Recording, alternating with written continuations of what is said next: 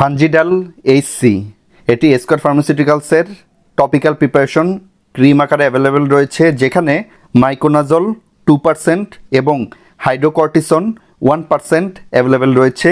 এটি মূলত 10 গ্রাম টিউবে পাওয়া যায়, যার বর্তমান বাজার মূল্য 55 টাকা প্রত্যেকটা টিউব।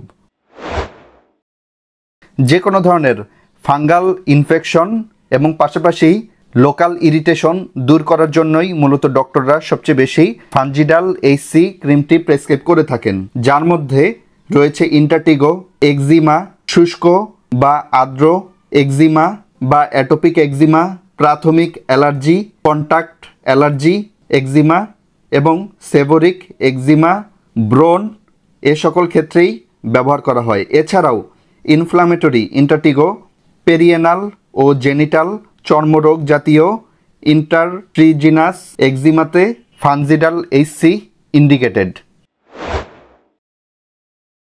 ফানজিডাল এইচসিতে দুইটি উপাদান রয়েছে, একটি হচ্ছে মাইকোনাজল এবং আরেকটি হচ্ছে হাইড্রোকর্টিসন। এখানে মাইকোনাজল প্রিপারেশনটি অ্যান্টিফাঙ্গাল প্রিপারেশন, অর্থাৎ ফাঙ্গাসকে ধ্বংস করে।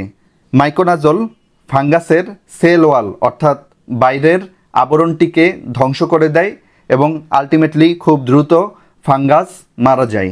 অপরদিকে হাইড্রোকর্টিসন এর আরেকটি উপাদান, সেকেন্ড উপাদান হাইড্রোকর্টিসন। হাইড্রোকর্টিসন স্টেরয়েড জাতীয় ড্রাগ, যা ব্যবহার করলে ইনস্ট্যান্ট লোকাল ইরিটেশন দূর হয়, কারণ হাইড্রোকর্টিসন আক্রান্ত স্থানে ব্যবহার করলে আক্রান্ত স্থানের সেলগুলোতে ইমিউনিটি সিস্টেমকে দুর্বল করে দেয় এবং ইমিউনিটি সিস্টেমের কারণেই মূলত আমাদের ইরিটেশনগুলো হয়ে থাকে ইমিউনিটি সিস্টেমের অ্যাক্টিভিটির জন্য। তো মাইকোনাজল এবং হাইড্রোকর্টিসন এই প্রিপারেশনটি ব্যবহার করলেই যে কোনো ধরনের ফাঙ্গাস ইনফেকশন এবং এর পাশাপাশি স্কিন ইরিটেশনগুলো দূর হবে। ফানজিডাল এইচসি আক্রান্ত স্থানে ব্যবহার করতে হবে দিনে 3 থেকে 4 বার। এটি একদম বাচ্চা থেকে শুরু করে যে কোনো বয়সী মানুষের ক্ষেত্রেই ব্যবহার করা যাবে, তবে সর্বোচ্চ 14 দিন একটানা ব্যবহার করা যাবে। এর বেশি ফানজিডাল এইচসি একটানা ব্যবহার করা যাবে না, গ্যাপ দিয়ে পরবর্তীতে আবার ব্যবহার করতে হবে। ফানজিডাল এইচসি প্রেগন্যান্সিতে এবং ল্যাকটেটিং মাদারদের ক্ষেত্রে এখন পর্যন্ত সেফটি ডাটা প্রমাণিত হয়নি, তাই এক্ষেত্রে অ্যাভয়েড করতে হবে। এছাড়া যে কোনো ধরনের স্পেশাল পপুলেশনে ফানজিডাল এইচসি ব্যবহার করা যাবে।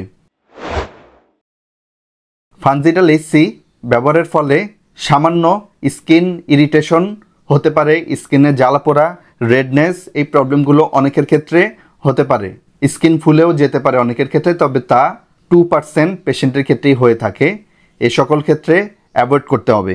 বন্ধুরা, এই ছিল ওভারঅল ফানজিডাল এইচসি রিভিউ। অবশ্যই ডক্টরের প্রেসক্রিপশন অনুযায়ী গ্রহণ করবেন। সবাই ভালো থাকবেন, সুস্থ থাকবেন। Take care. আল্লাহ হাফেজ।